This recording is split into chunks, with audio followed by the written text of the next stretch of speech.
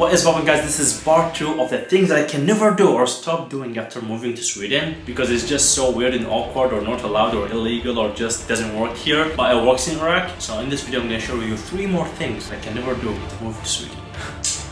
Let's start with the first one. The first thing that I can never do after moving to Sweden is to park my car anywhere that I want.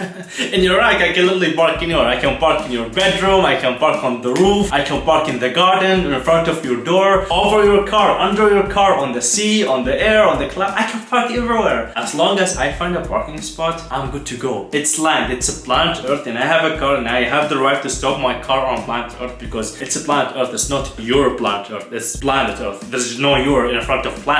Unless it's like a big city where like so crowded and these like offices and you can't really park here because they have like a person employed to just watch this part of planet Earth where you can't park on it because they will give you a fee unless you pay. But for the majority part of Iraq and other cities and like, I don't know, different provinces, different cities, you can basically park anywhere. And it's very amazing and it's very horrible at the same time, because if you're in a hurry, you can just park anywhere. But if you're in a hurry and you have parked anywhere and someone who's not in a hurry parked behind you and you can't leave, now it's horrible. It's a two-edged sword. Like, you can use it to slice the salad or your fingers at the same time, so it can be very tricky. But at the same time, it's very, very convenient because sometimes you just want to park, you know, you just want to leave your car and walk. But in Sweden, I stopped doing that, because in Sweden, even though they have way more land than Iraq in terms of like empty land that is not occupied by homes or anything, that is just literally just planet Earth land, that is very landish, you can't park anywhere. Like, you will have very specific spots with very specific times in the parking rules in Sweden. I don't want to get into that. You will have a sign that like solve for X. You have to sit and like get like a math pad and start solving equations, ask ChatGPT what the hell does this mean. Like, they will tell you from this hour to this hour on this specific day you can park, but tomorrow you have to solve for X. It's a mystery. They have so many signs, so many complex rules, not many parking spots, so you're always, especially if you're like in a slightly bigger city like in Gothenburg or like Malmö or something and you want to go to the center, goodbye to that. You have to take your feet, or you have to take the bus, or like, I don't know, bike. It's very, I don't know, CO2 hour, so it's very hard to find a place for parking. And if you find a place, it's gonna be very expensive, like international standards. Maybe in Sweden, I don't know if they consider it expensive or not, but for other countries it's expensive to pay like for parking when it's just planet Earth. But at the same time, the thing that you're getting from this complex, weird parking system is you can make a decision, because you can expect, you know what to expect. You know if it's like gonna be busy and you won't find parking, you know how much you're gonna pay, you know what to expect exactly, you know that if you're gonna park here, it's protected, nobody's gonna park behind you and won't get stuck. So everything is very organized, but the cost is you can't really have that much flexibility. It's like so strict and like, I don't know, you're boxed in a box. That makes box in a box. That's weird, but you know what I mean. Like, it's just not as flexible as in Iraq. So, well, I did park whatever I want when I first started driving, but after a bunch of very painful yellow parking fees that I had to sell a couple of arms to afford, I stopped doing that. And now you can say I'm a professional black belt parker.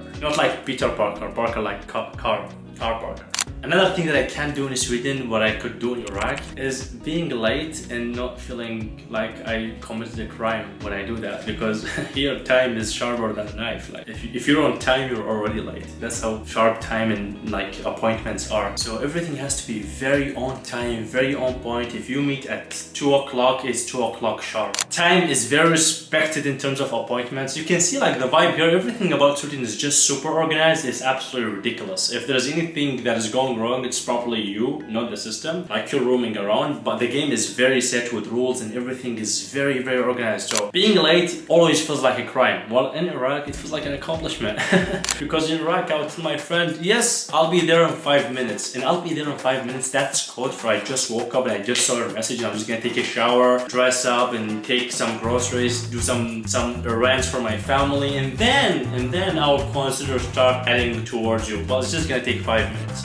Turns into 5 business hours, and then when I arrive, nobody's gonna give me hell. Nobody's gonna give me hell that you're late and where have you been. Everyone will be already cracking jokes. You're like, I just came, yeah, what's up? Well, I have to run some errands, but now I'm here. And then you just go with it and you're meeting and you whatever, and like just life moves on. You do this in Sweden, you might as well just, I don't know, sue yourself for doing that. You feel like you just committed a huge crime that you don't want to look yourself in the mirror. And like, you just start walking until you get out of the country on your own, you know? It's just so embarrassing. So I stopped being late. Now I'm always like at least half an hour before any appointment. Like, I'm at least half an hour in advance, because otherwise I'll just shoot myself in the face and it's just so weird. And the third thing that I can never do after moving to Sweden is talking to strangers, like all strangers, wherever they are, anywhere. Whether it's in an elevator, a street, like anywhere, just talking to strangers in a restaurant, just chit-chatting. I can't do that here anymore because you feel like you're talking to yourself if you do that. Like even when you're making friends with people here, it feels like an interview, you know? You never feel like you're having a two-way conversation. You would be sitting and talking like, for more, like, how are you? And they would say, bra, which is like, good.